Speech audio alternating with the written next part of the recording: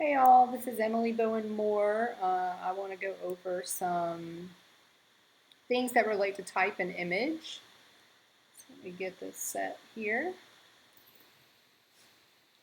So when we talk about type and image, you know, anytime we create a design, we're going to be balancing usually an image with some sort of typography.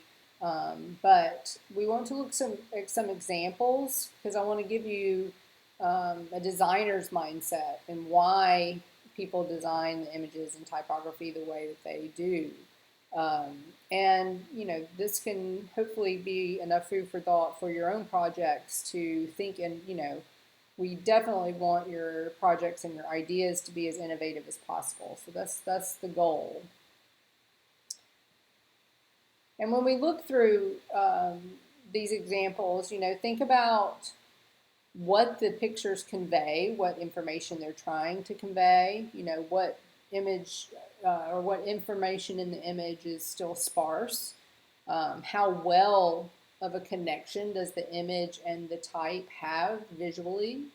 You've got to think about those questions. And when we look at any type of presentation of images, they usually fall into two categories. Either they're literal or they're more interpretive, usually. And so the more interpretive you get with images, the more the reader or the viewer has to think about it and how that connection exists.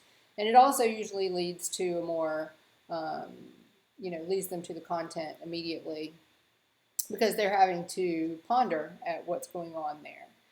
Definitely don't want to confuse people. Sometimes metaphors can be a lot more, especially in abstract design, can be a lot more confusing than anything. But if we look at this spectrum here, we can go from the left side, more literal visual of the hand, and then we get more concrete, and then more iconic, and then more abstract. So we get more interpretive as we move right with the images of the hand. So something to think about there. When we look at an image too, a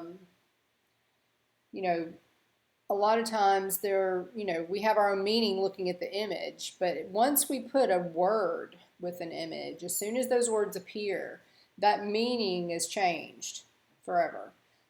So we can, depending on what that word is, sometimes there's a gap, or the gap between word and image might be small, usually created by a direct or literal relationship between the two players, but sometimes there's a bigger gap, allowing the viewer to construct a narrative. And that might not be completely apparent when it appears by itself. So every image is susceptible to change once we put text or typography with it. If we look at these next images, sometimes the same word paired with different images, that can change the semantic gap. And that word's meaning will become more pronounced.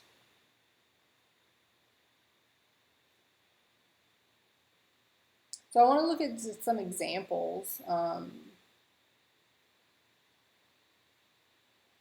don't really want to focus on, what we like and what we don't like. Let's focus on the message and whether it's effective. Let's focus on how the visuals work. What do they convey? How appropriate is this message? And does the type work with the visual? And because you've got this integration of type along with it, the placement, the alignment, how it's working with the visual, how it's leading to the other important information. And that's something that with poster design that's going to be really important. So if we look at these two examples, we have a nice sans serif, bold and sans serif in both posters. We've got nice color. You've got a nice contrast with the image in the background and the type as well. And there's great continuity. If we look at both of these, there's no question of where we're looking first, second, third, and how that's leading to the smaller type and the labels and the logos and that sort of thing. And with advertising posters, this is for a type of camera with anti-shake image stabilization. So note how simple the idea is here. Here we've got what's being conveyed is we've got what looks like a rock in the shape of a figure, human figure, holding a camera. And, how does the font and the type work with the visual? What is the overall message? Obviously, it's anti-shake image stabilization. So a rock is about the most still object on the planet, unless it's like a mountain itself. But it's, insinuating that it, is an anti-shake. It's not going to go anywhere. And you've got this nice contrast and texture within the image, and so the sans serif and the clean type over some of the snowy background there, easy to read. There's not much going on behind it. The contrast of the red makes you look, and that comes forward in the design versus all the cool colors we see in the grays and the blues and the cool neutrals in the mountains. Those are receding in space as well. So everything's working really nicely here. This is a movie or a series poster for a television series, actually. So Between the Wars. So by the shape of the hat, we can kind of see the different eras of time between, World War I and World War II or later. But this, is very simple to read. You've got the actual name intertwined with the illustration here. And then everything, all the information about the shows are at the bottom in their own proximity.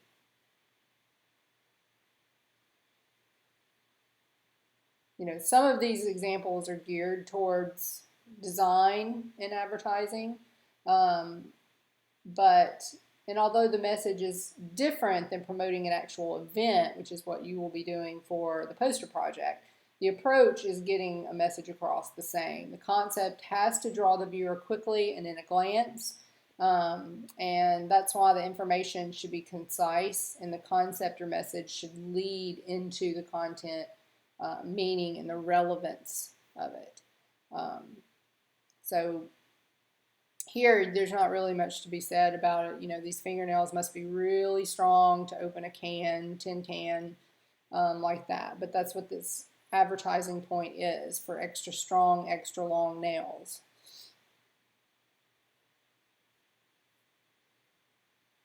Here, Heinz has done an advertisement for their ketchup. And their tagline here is "No one grows ketchup like Heinz." So we see the illustration, we immediately go to the tagline.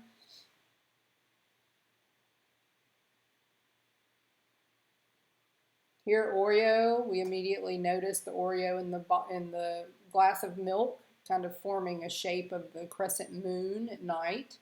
So very simple here, and simple can be very effective. We immediately move diagonally down the page to the Oreo logo and the tagline down there, "Milk's favorite midnight snack."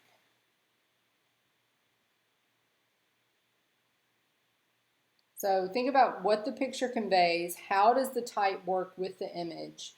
Who do you think the target audience is here? Here it says you eat what you touch. So it's making it look like a pug, looking like a loaf of bread. Here, obviously, hot and spicy Pringles.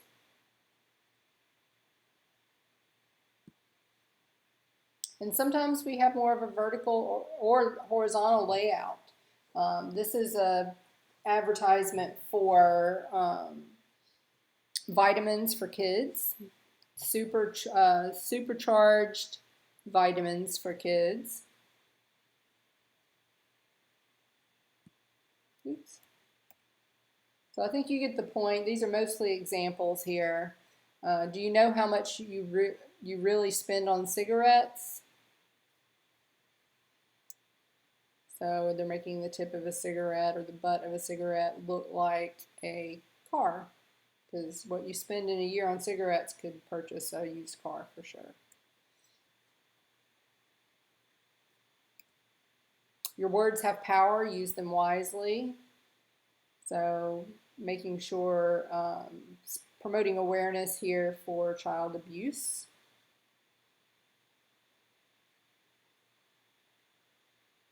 Chlorets, which is a minty gum. So eliminating bad breath, when you can kind of tell what the tongue is supposed to be there, like a sardine or something. And then you have Faber-Castell colored pencils, and they are really soft lead, true colors.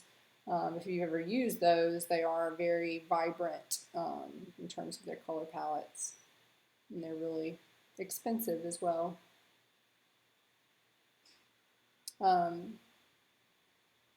Avian water, live young is the tagline.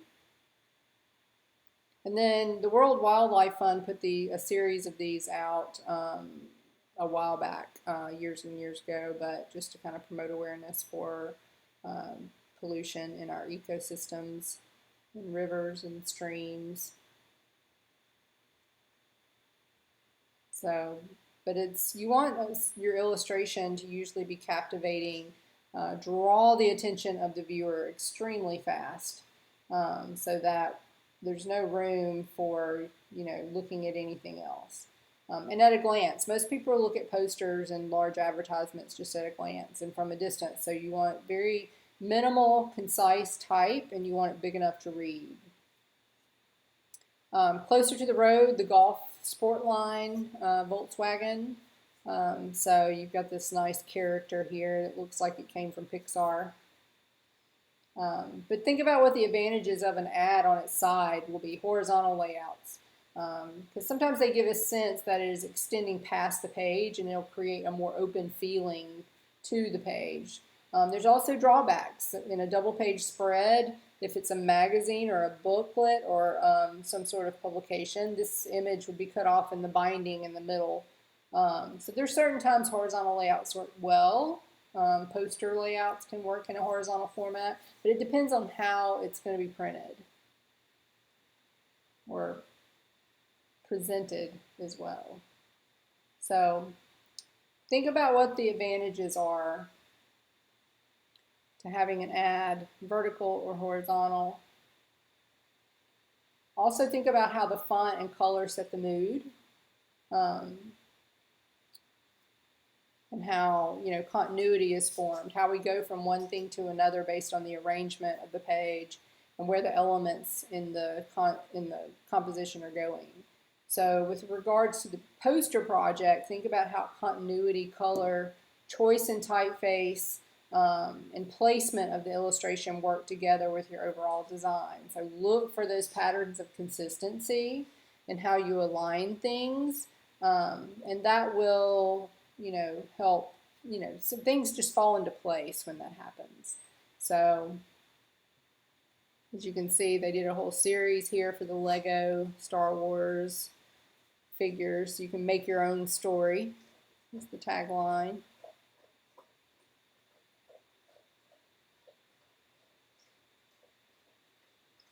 So that's it. So it gives you a little idea about image and type together.